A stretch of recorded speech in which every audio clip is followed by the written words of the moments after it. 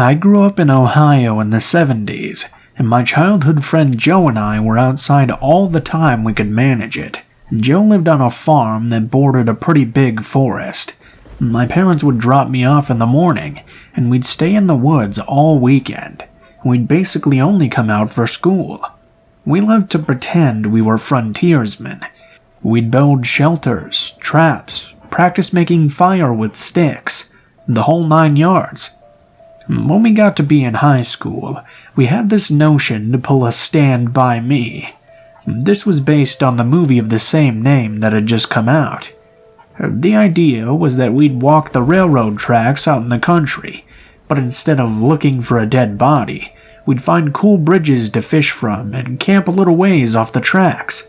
Of course, we knew this was dangerous, and we'd likely be trespassing, but we were both kids. We had a lot of fun. We did find beautiful rivers, discovered bridges no one went to. We fished, we hid from trains. At night, we camped in woods just to hear the tracks and made small hidden fires. Nothing bad ever happened. It was idyllic. In fact, it was so fun we did it multiple times. Never had a problem. After high school, Joe and I went our own ways. We both left home, but always stayed in touch, and always tried to coordinate visits so we'd see each other occasionally. Well, one summer in the mid-90s, it worked out that we were both in town for about a week. We'd do stuff with family in the day, and at night we'd either catch drinks at a bar or sit outside Joe's house around a fire and talk about the old days. One night, Joe and I got to talking about our Stand By Me trips. Well, nostalgia and beer are a hell of a mix. Soon, we decided to take a day, walk the rails, camp one night, and walk home.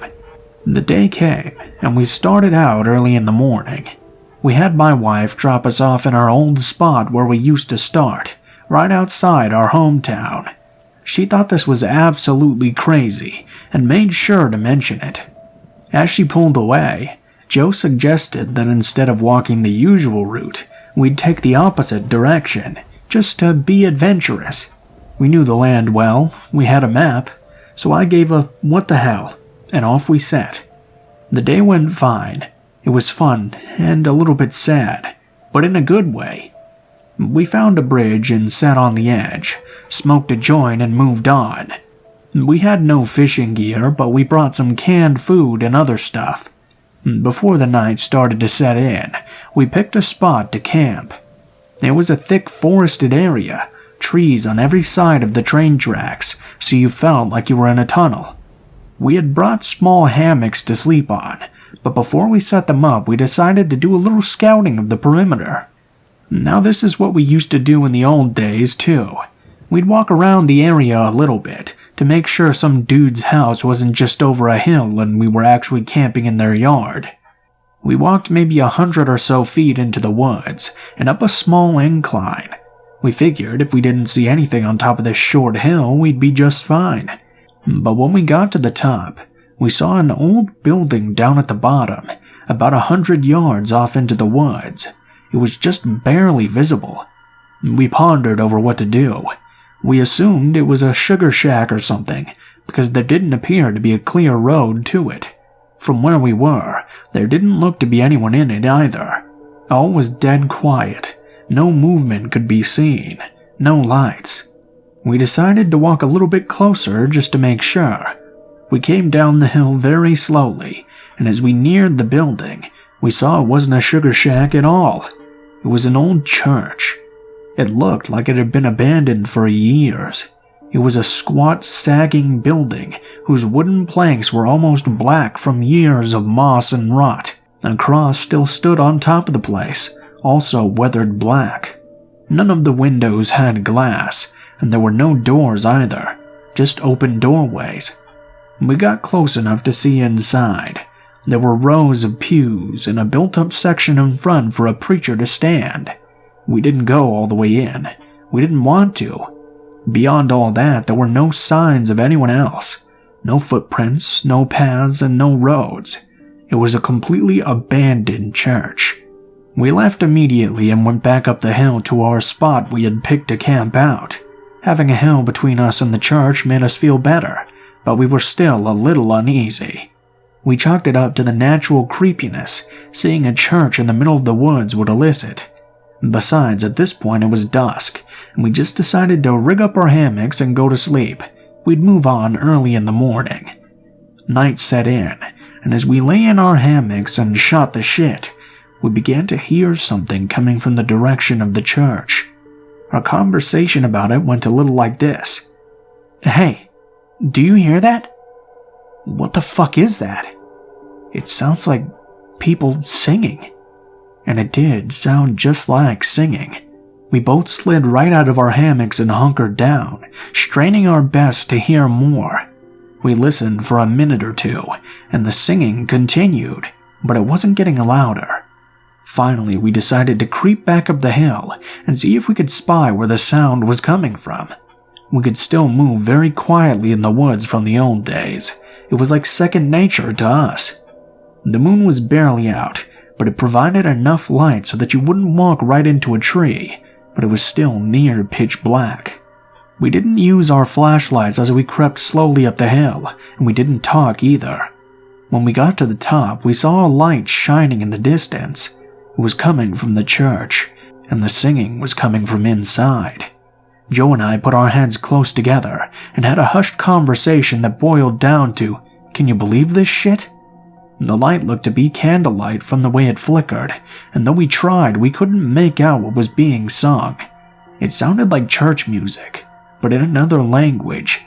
We sat and watched for a while, trying to see who was in there, but we only saw occasional shadows. We had no intention of getting closer either. We had about a football field length between us, and we aimed to keep it that way. The singing continued for a bit, and then it stopped. After that, a booming male voice began to chant. I was already freaked out, but this voice thoroughly scared the shit out of me. It sounded like some Old Testament preacher you see in movies, but again, he was speaking in a different language because we couldn't understand a single word. Eventually, it got to the point where a single male voice would say something, and then a bunch of voices would answer in song. It lasted for a while, and then they all broke into this long, sustained wail that just kept getting louder. It got so loud and so disturbing that I had to cover up my ears.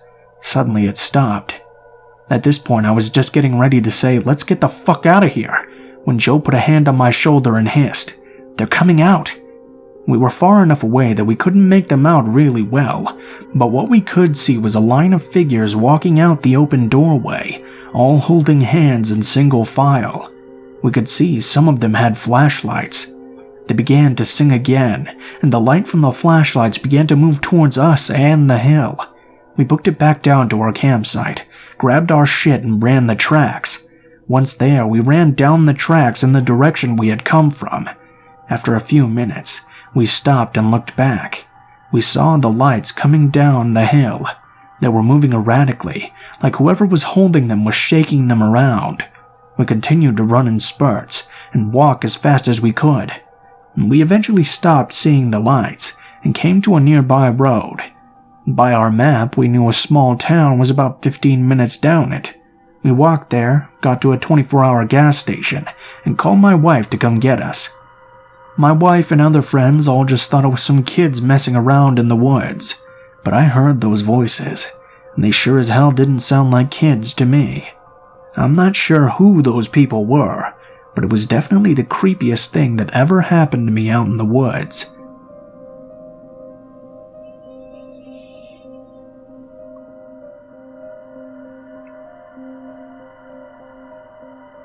My parents lived next door to a small red house.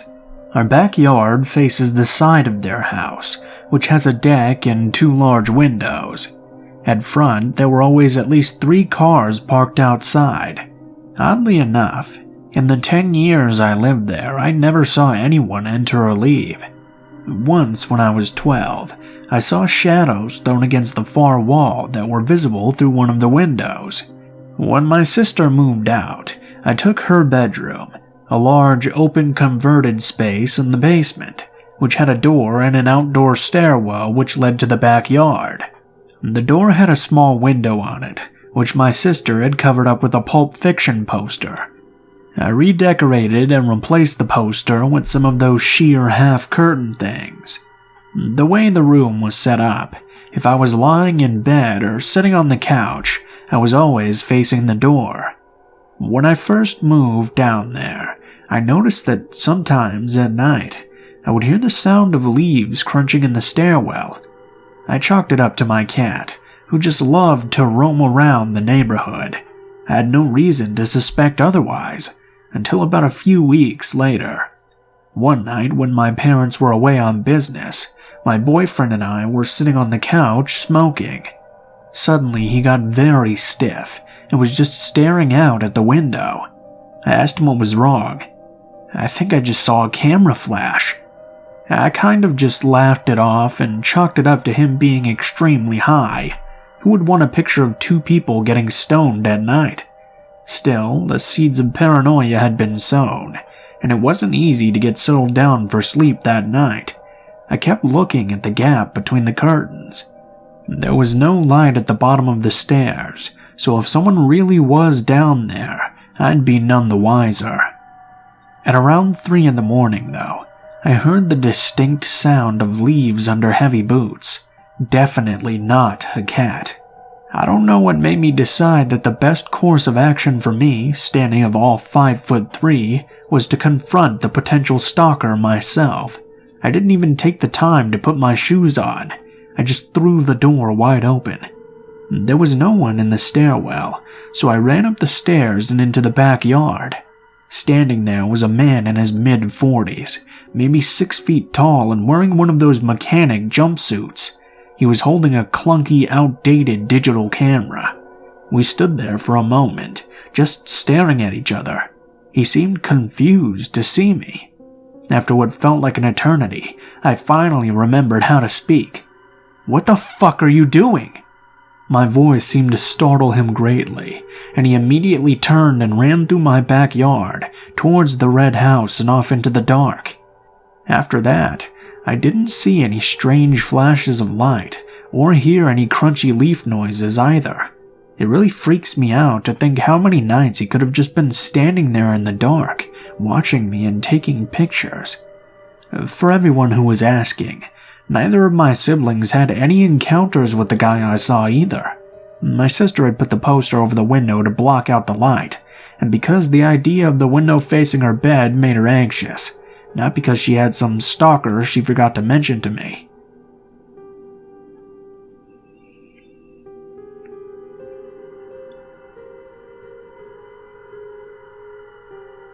This is actually my second post here, and the second time I was stalked, so to speak. I'll try to keep this short, but some backstory is involved, so please bear with me. I was working as an assistant manager at a local KFC, where I worked for roughly 2 to 3 years. I have some really good memories from this place, as well as some very funny stories. We became severely understaffed at one point, though, and my general manager at the time left to work for a CC's Pizza, another local chain. Because of this, I was left in charge of the store until they found or decided on a replacement for him.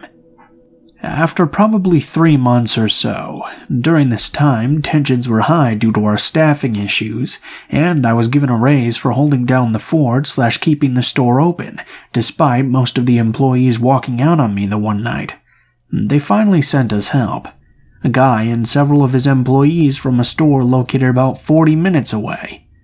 Some things to understand about this store.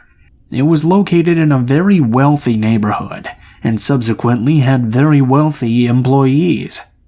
Anyway, the new manager, Mike, comes in, and immediately starts barking orders at everyone. Obviously, no one is listening to him, but when I tell them to do the exact same thing, they get it done post-haste. He asked me why they wouldn't listen to him, but will listen to me.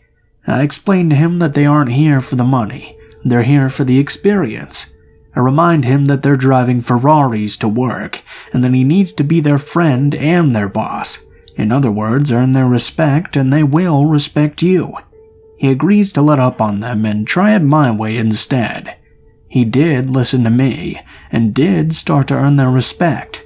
Then he turns on me and starts demanding stupid and ridiculous things around the store, most of which are related to the late-night cleaning which he knew I didn't do myself, and I didn't have time for with deposits and whatnot. I got admittedly pissed off, and told him to go fuck himself. After a few weeks of this and a serious amount of stress over the last few months, I decided to put in my 2 weeks' notice. At this point, I had already started looking for a job elsewhere and had several offers on the table. I took a job about 2 miles up the street at a local Burger King as their general manager. I ended up working a lot of late shifts because we were always understaffed for those particular shifts. This was fine, but it also meant closing the front by myself, mopping the storefront, locking the doors, while the cook closed the back of the house. I didn't really pay much attention at first. Hell, it was barely noticeable. But at the same time every night, the same car would park in the front of the lot facing the store and just sit there for hours on end. I honestly thought it was kids making out or something at first, but eventually that was clearly not the case. I was always the last to leave the store and set the alarm. One night, the second I lock the door behind me and start to head over to my car, the engine turns over at the car in front of the restaurant. It startled me, so I looked over, but all I could see was the headlights. The car didn't make any signs to move. I hurried to my vehicle and started to drive away. And the second I left the parking lot, so did the other car in the lot.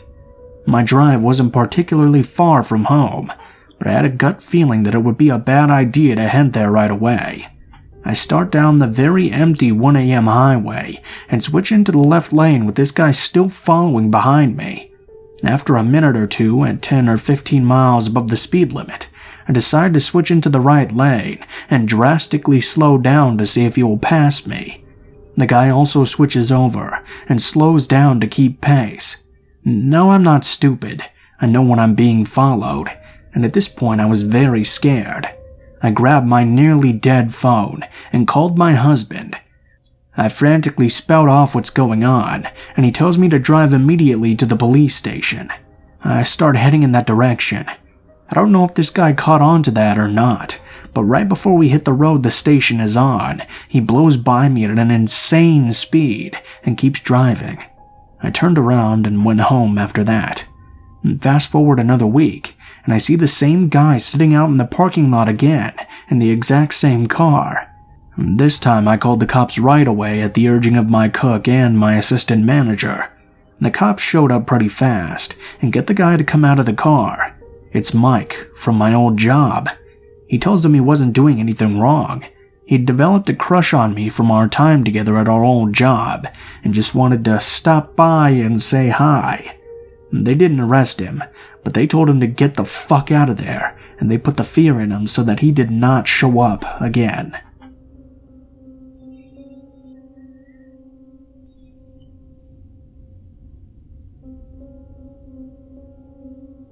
A few years ago, I worked at a small local pet store during college. I was one of 2 women who worked there, and we didn't generally work at nights together.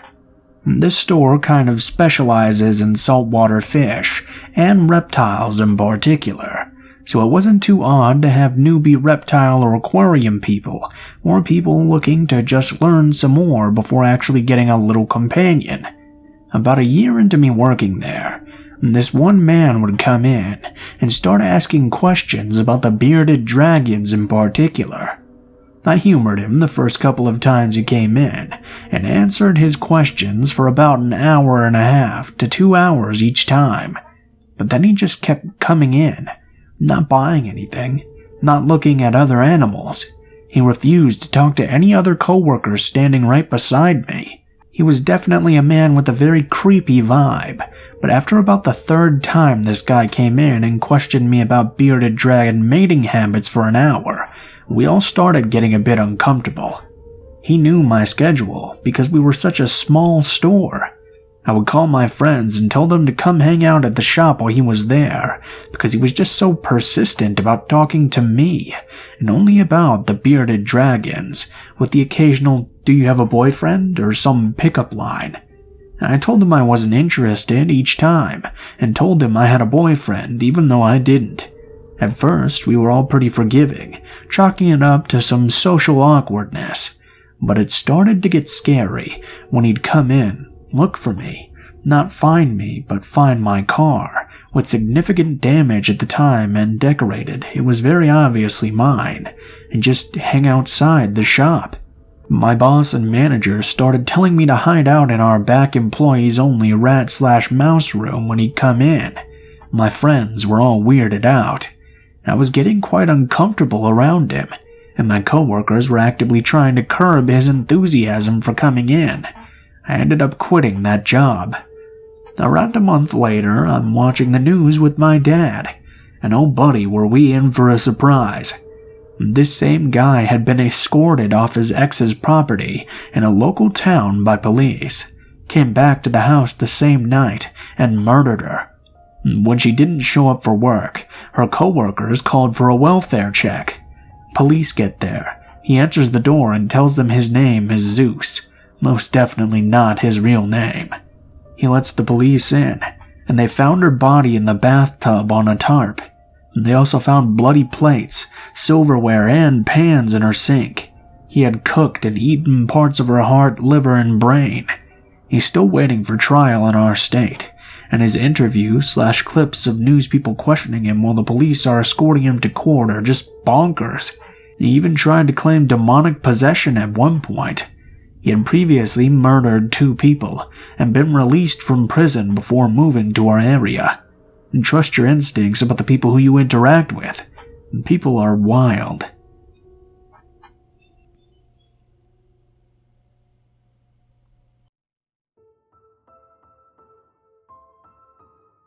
What is up, guys? Blue Spooky here as always. Thank you guys so much for watching, especially if you made it this far to the end of the video. If you guys enjoyed the content of this video, please be sure to like, share, comment, and subscribe if you feel so inclined. If you do decide you like my content enough to subscribe, please be sure to hit the bell button right next to the subscribe button and turn notifications to all so you can be notified of every video I post in the future. If you don't feel like doing that though, I post a video nearly every day, so you can just come back every now and then and check up on what you missed. If you guys have any criticisms on what I can do better or any feedback on the stories in the video, please be sure to leave them in the comments below, as I always enjoy reading all the comments and I try to give them hearts and respond when I can. If you guys would like to reach me for any reason, or you would like to send in a story to be read, you can go ahead and take a look in the description below the video. You'll find a link to all of my social media, including my Facebook, Gmail, and Twitter accounts. Go ahead and send me a message on any of those, and I'll try to get back to you as soon as possible. If you do decide to send in a story, please be sure to include in the tagline what the name of the story is if it has one, what type of story it is if it has a theme, and how you would like to be credited in the description of the video the story appears in. Last but not least, I also run 2 other channels, Mr. Blue Skies and Darkest Hour, where I do true crime videos and dark documentaries respectively. If that kind of content sounds interesting to you, why not go ahead and check it out and see if it is for you. Aside from that though, guys, I think that's pretty much it for now, so thank you guys so much for watching, and I hope you guys have a great day.